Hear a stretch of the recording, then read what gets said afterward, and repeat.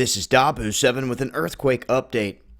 When looking at the global incident map, you can see that there has been a ton of earthquakes in Alaska, or near Alaska, up there by the Canadian border. This is in BC, that are extremely shallow. There has been over 400 earthquakes in this area. So many that it's ran the rest of the quakes pretty much off the map. When we look globally, we normally see a lot more activity. We see one in Japan, one in Peru, the rest situated in the United States or Canada,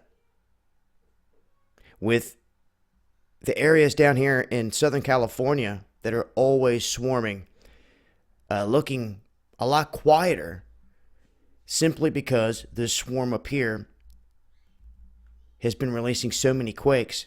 Now, when we zoom into this spot, you'll see this line here. This is the Yukon up here. This is British Columbia here. This is the United States right here. It's part of Alaska right there. So this is right where they meet in this mountain area. Now, here within this week, there was a big quake right up by Denali, and it was right on one of those glacier sheets.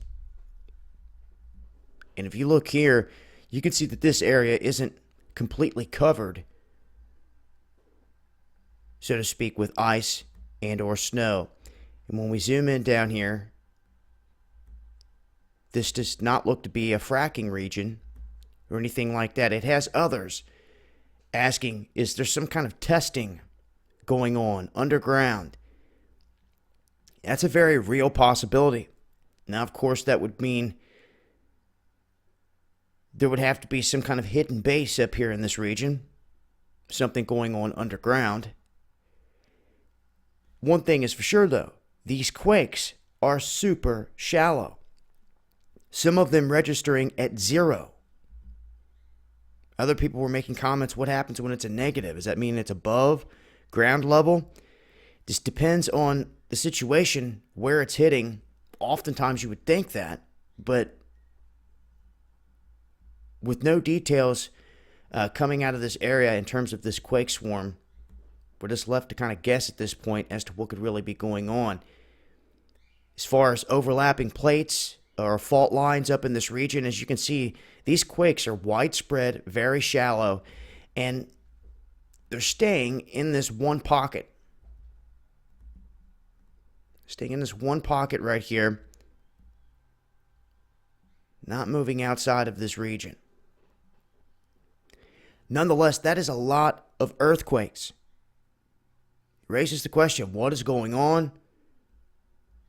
We will continue to dig. As I get more answers, I'll keep you guys posted, but wanted to let it be known that this area is still swarming with over 400 quakes since yesterday. And well, I guess we'll just have to wait and see if this thing dies down. Now, before I finish up here, I want to point out that when this big quake hit up here, there was a couple that hit up here. We saw activity pop up in Texas, in Tennessee, I believe Arkansas and Missouri seen a quake as well. We had quakes hitting here on the Atlantic Ridge. Then they started to work their way up to the North Atlantic Ridge in this region. And it's after a big quake hits in the vicinity of North America that you have to pay attention to the other areas.